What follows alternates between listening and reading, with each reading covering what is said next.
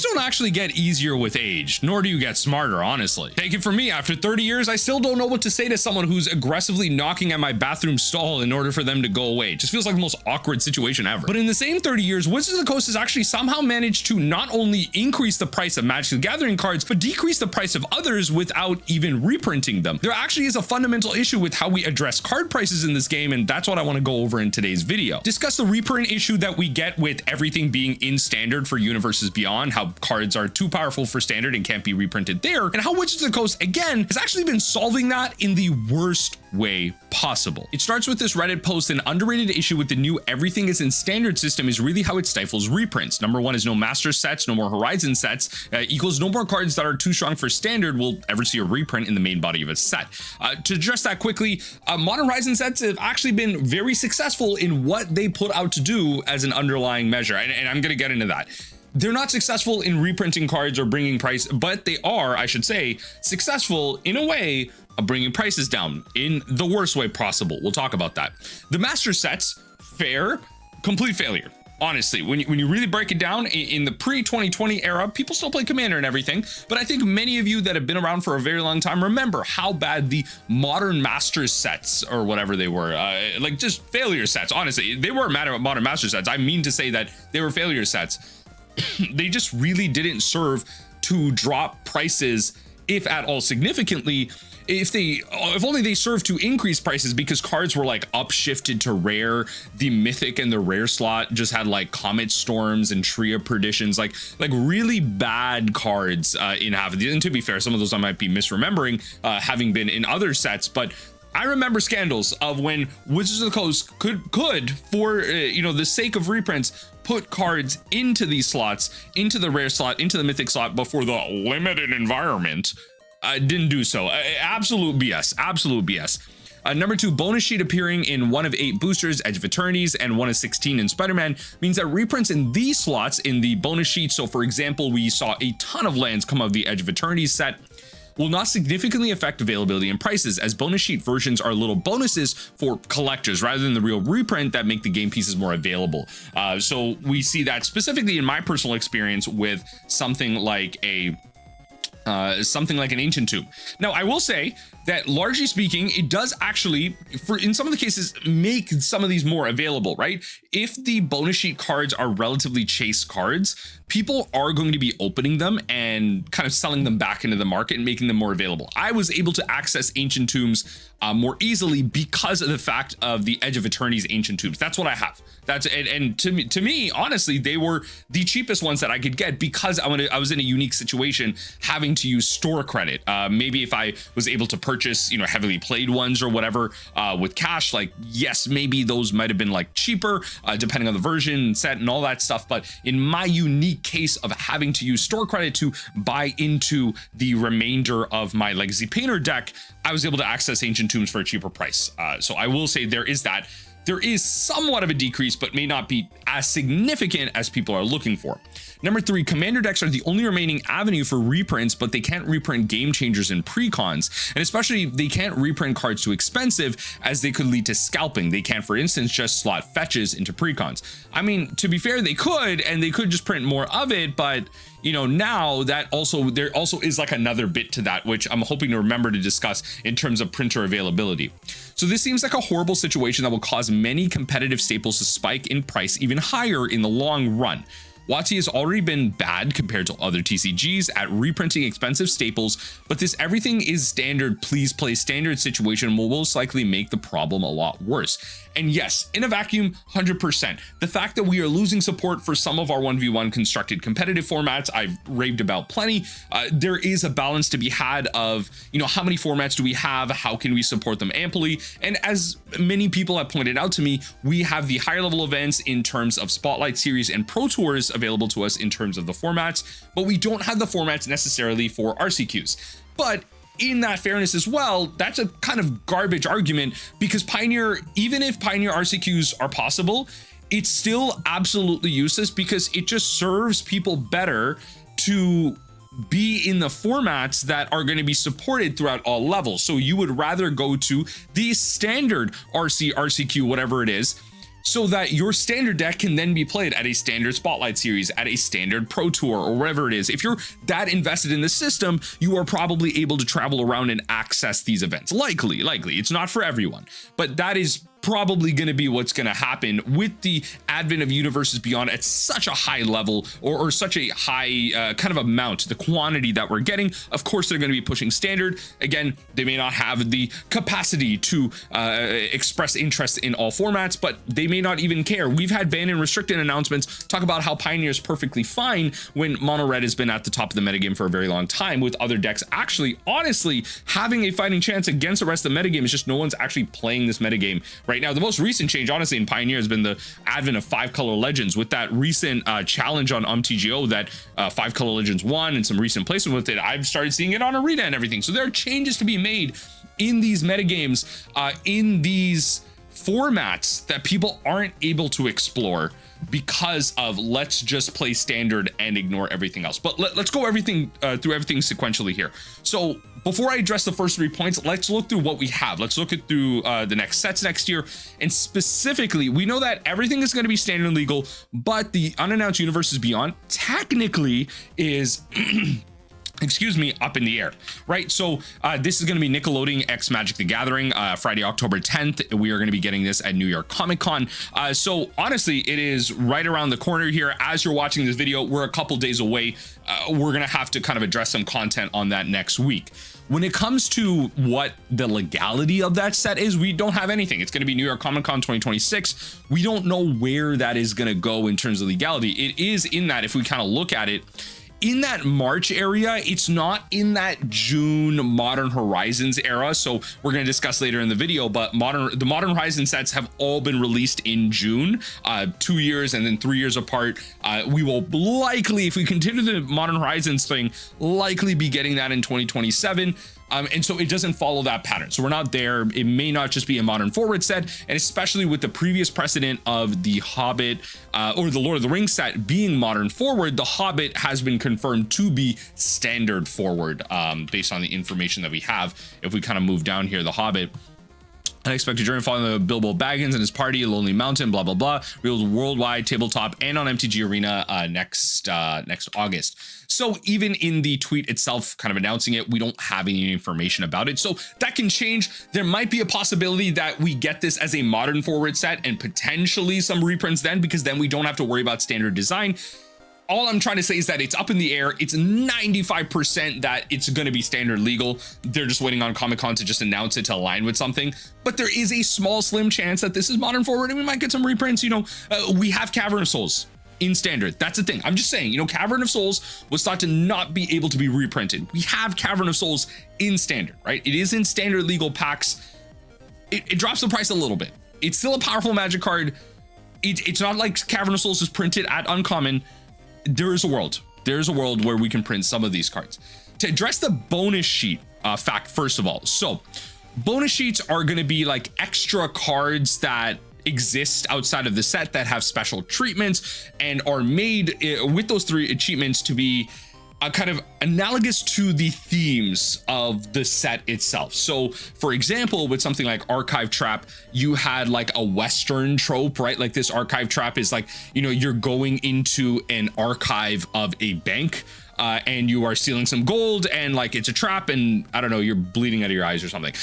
Honestly, this made Archive Trap foils more accessible. I'm just saying, I got foils of this Archive Trap, not the OG, because look, I don't got millions, okay? So Archive Trap foils became more accessible for this. I will also then point out the whole, you know, Ancient Tomb thing. Right now, Ancient Tomb is actually technically dropping in price. If you really think about it, it's actually coming down.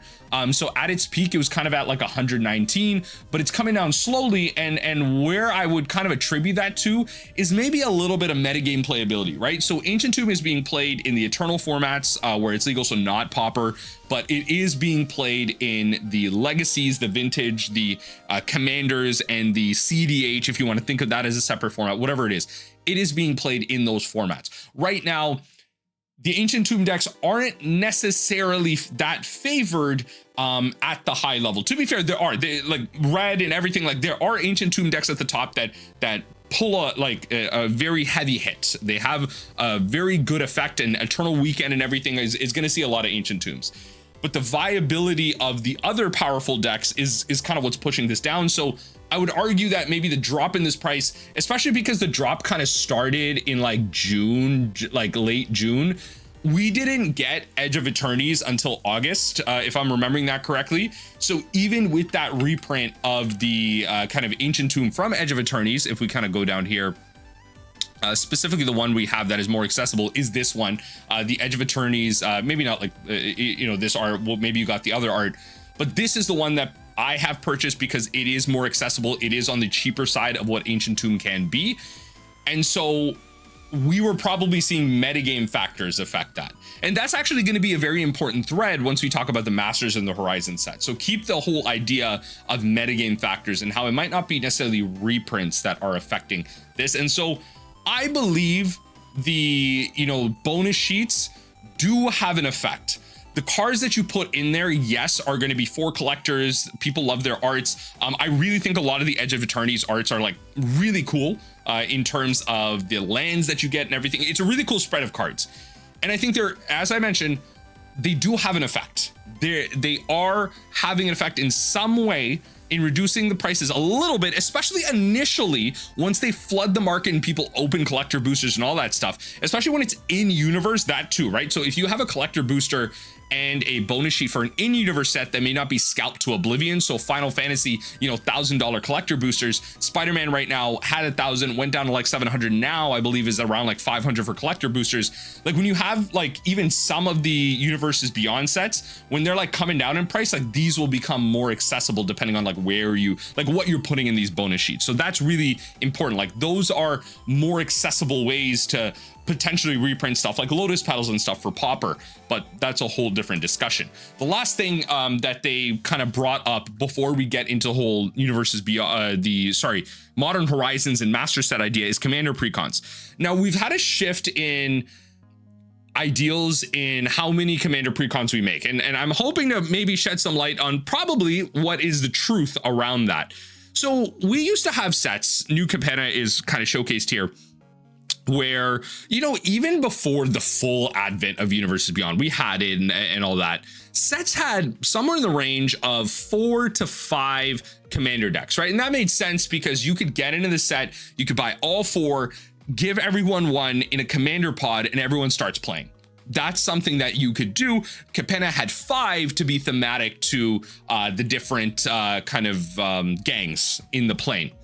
And so with that, that was a lot of new product with every new set to come out, new cards, everything. It honestly, if you really think about it, had a push, a real crunch factor on the design of cards, on the designers, the play testers, all that stuff. There was a real push to make these products. Now, we don't have that push as much. We changed the narrative a little bit. Now we've kind of shaded it under the idea of, oh, if we don't feel like we can, you know, especially with Edge of Eternities, only 2 commander products, if we don't feel like we can make meaningful cards or make meaningful thematic decisions in our commander product, we're not going to put it out there. We're not going to make it. I call Codswallop on that. I call BS because, to be honest, I think because of timelines, we're actually getting the designers to just then focus on the next sets. Alongside that, I think we're not making commander products for certain sets, like Universes Beyond, because of contracting. So Spider-Man doesn't have commander product because, oh, we just didn't think that it would be relevant. We have enough Spider-Man hype all as it is. We don't want to overwhelm the consumer. Good job, Wizards of the Coast. That's not what it is. Let's be honest with ourselves. It is a crunch on design. The amount of sets that you have to design for year after year, the amount of products you have to design for, and honestly, the amount of product that you are contracted to design for, especially with Marvel, you would imagine a larger focus goes into certain sets. Why waste commander product on Spider-Man sets when you can do that for Marvel superheroes and get a bigger spread of commander product, especially with those Marvel secret layers that came out with like mechanically unique cards that we figured we have mechanically unique cards, but at least with these ones, we will likely get them reprinted at some point down the line for Marvel superheroes or one of the Marvel sets that are contracted for, so that we can get all of our Infinity Stones and all that stuff in Magic the Gathering. why make it for these sets when, you know what, we can save some time, we have contracts, we got to design for more sets. And that idea of crunch and designing for more sets is also very important with the whole idea of power creep and maybe not wanting to reprint certain sets. It all kind of ties together, in my opinion. That's the bullshit that I'm calling, in my opinion. But the Modern Horizon sets actually have an interesting narrative here. So the first Modern Horizon set, June 14, 2019. Second one is June 18, 2021. So approximately two years later, right? So 2020, 2021. Then you have Modern Horizons 3, which is approximately 3 years later, right? So you have 2, 3, 4, all again in that June area, which is what I was alluding to before. This is the more recent one. We got this approximately more than a year ago at this point. We will not be getting a Modern Horizon set in 2026 based on the announced schedule. So if we were to follow the general pattern of what's going on here, approximately 2 to 3 years in separation, if we were to get a Modern Horizons 4, we'll probably get that in 2027. We just have no inclination or any evidence to point to that right now. It's just the pattern of behavior. The problem then becomes that, in my opinion, the Modern Horizons set, and this is kind of an opinion part here. I don't have like big evidence to support it. It's the talking piece part of it. The Modern Horizons sets have successfully done something that reprints could never do. Right? And reprints in the sense of, if you went the reprint route of Yu-Gi-Oh! Or Pokemon, where both have flaws, where Yu-Gi-Oh! Does print cards down to the ground, but anecdotally, and Yu-Gi-Oh! Players can comment down below, I have been told that those Yu-Gi-Oh! Reprints largely have been for cards after they have lost relevancy. Once they are no longer in the meta due to bans or due to some type of metagame shift or whatever, then they get mass reprinted down to the ground and they're not even expensive anymore. Their availability all over the place, whatever. Now cards might be changing in kind of cost because of the new Genesis format, but that's like a developing situation. We don't have long-term data for that.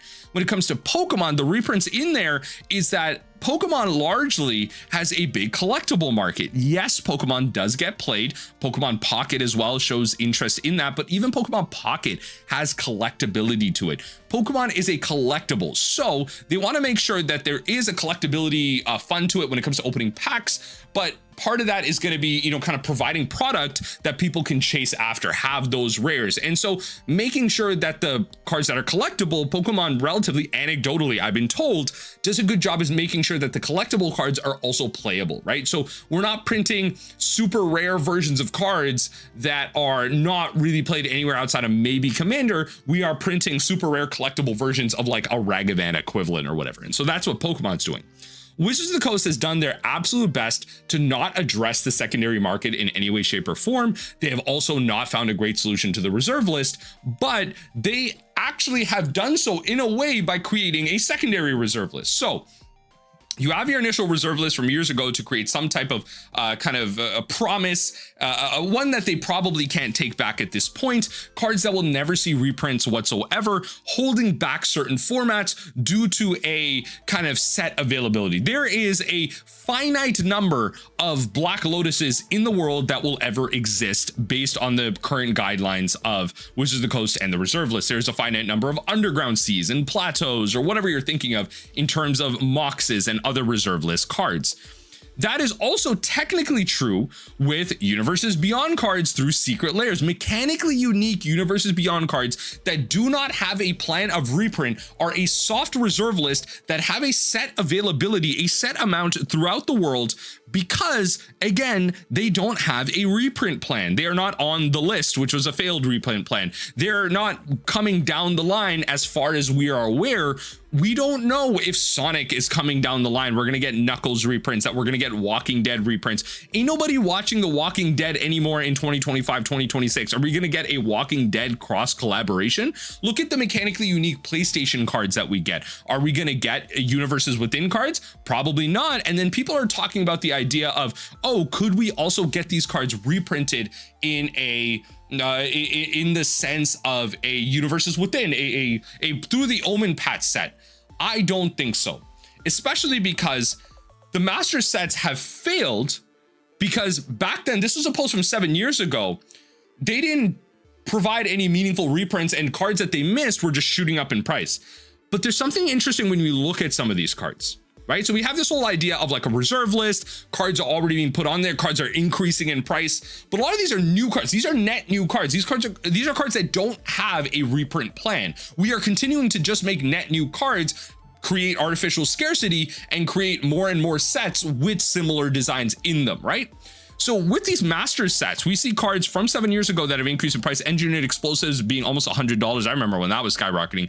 Vengevine, Bridge from Below now being banned. Noble Hierarch, Mox Opal, I mean, way more in price. I mean, I got my Mox Opals for 200 plus Canadian. Karn Liberated, how much? You know what? We're gonna do this right now. Face-to-face games, and I'm not looking up TCG play. Like, this is just like a realistic way that I would go to buy Karn Liberated. So Karn Liberated, let's do this right now live. Karn Liberated on face-to-face, Canadian, $5 for a Karn Liberated. If I wanted to get the funky one, $25. Foil Karn Liberated from Modern Masters 2015 is $10. $10 freaking dollars. The promo one, okay, yeah. Secret Lair Showdown, $400. Yeah, talk about artificial scarcity and reserve list, $400. So when it comes to that, we have cards on here that don't see play anymore. They were so expensive back then. They tried to reprint them. It didn't really work to bring them down.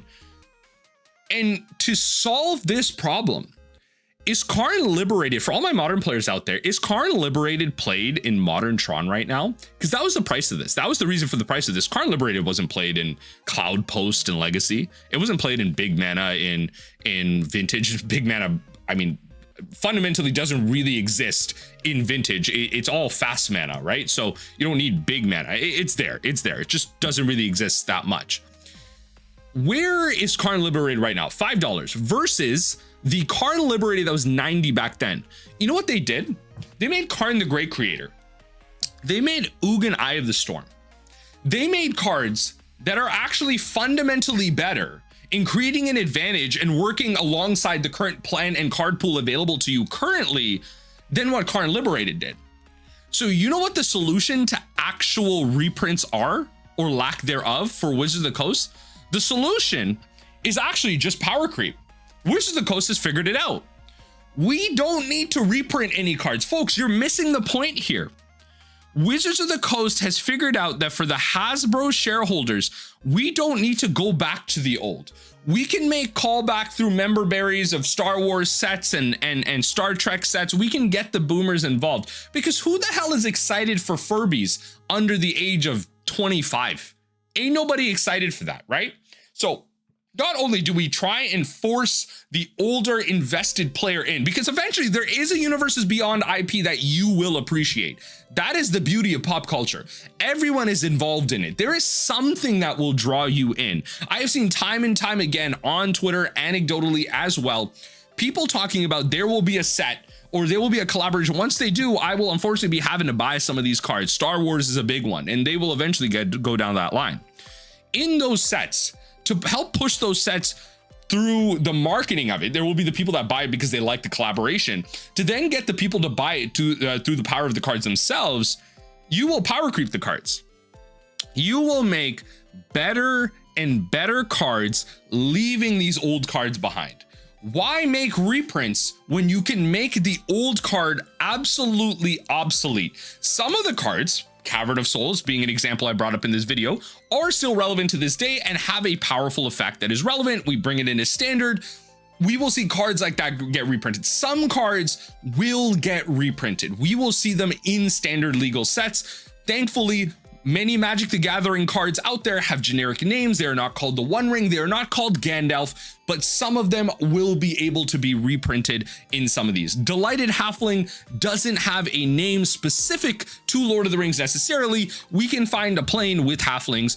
We can find a plane with orcish bowmasters, like orcs that shoot bows. We can find a plane for that.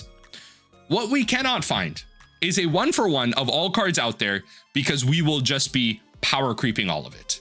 And that is my problem with the reprint plan now. We don't need to have these cards that are too powerful for standard. We don't need to find actual solutions for cards that are too expensive, like Lotus Petals. right? That are drastically increasing in price, not on the reserve list notably, but sees ample play in Eternal formats and notably in Pauper.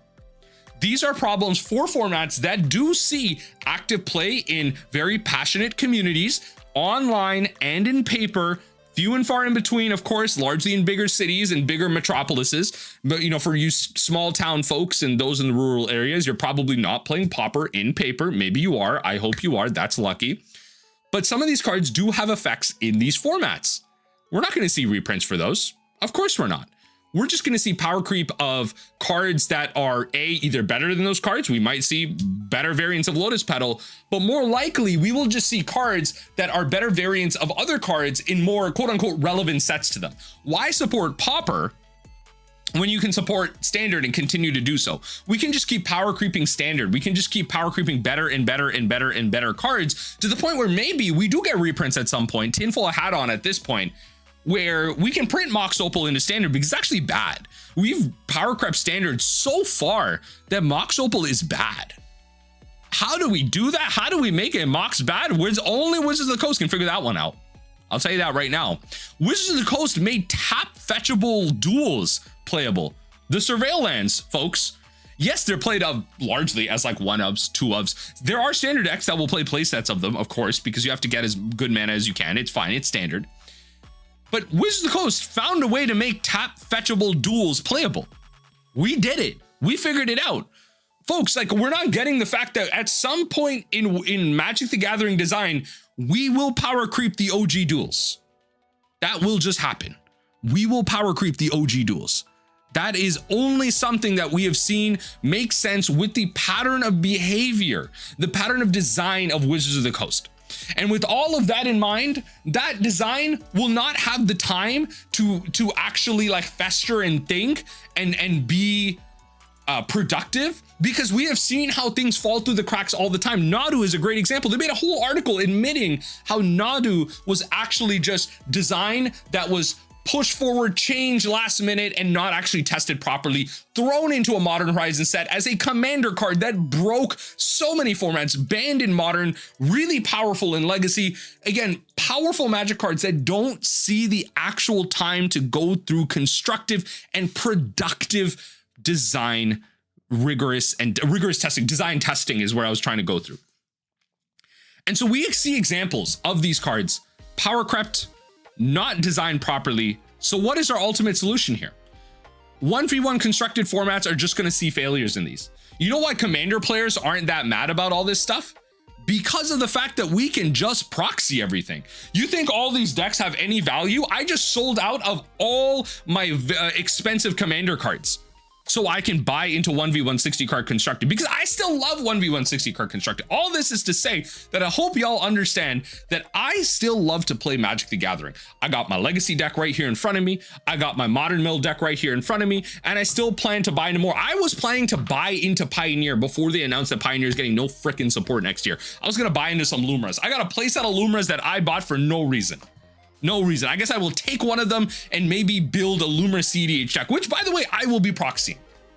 I don't want to buy commander product. I don't want to buy commander singles. I will just be proxying everything. If you want to support your LGS, if you want to buy those cards, if you like to feel that, sure, go ahead. I'm not going to yuck your yum, but you can proxy them. There are other ways that you can support your LGS as well. You can buy product. You can buy singles. You can also buy some of their food. You can also buy some play mats. You can also buy other things. There are other ways to support your LGS as well. It's not just singles, but you should go buy singles. But things for commander players, you don't need to.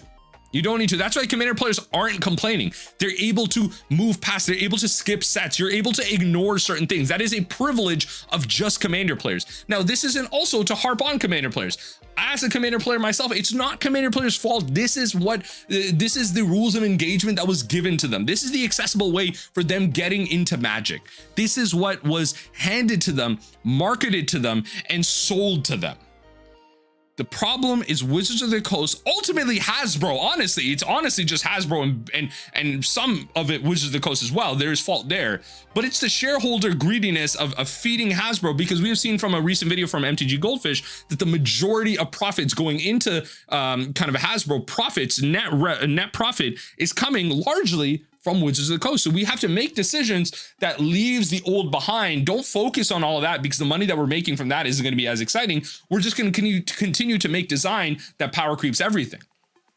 And so with that design, with the lack of actual care for the design in these cards itself to balance power, we see that there is a crunch in also the amount of sets that are coming out. Why print Commander product? Because you don't have the licensing for it or whatever, but also you just don't have the time. You don't have the actual printing space for it. If you print 7 sets standard of a year, alongside Commander product, alongside Secret Lair, do you have the printing capacity for all of that?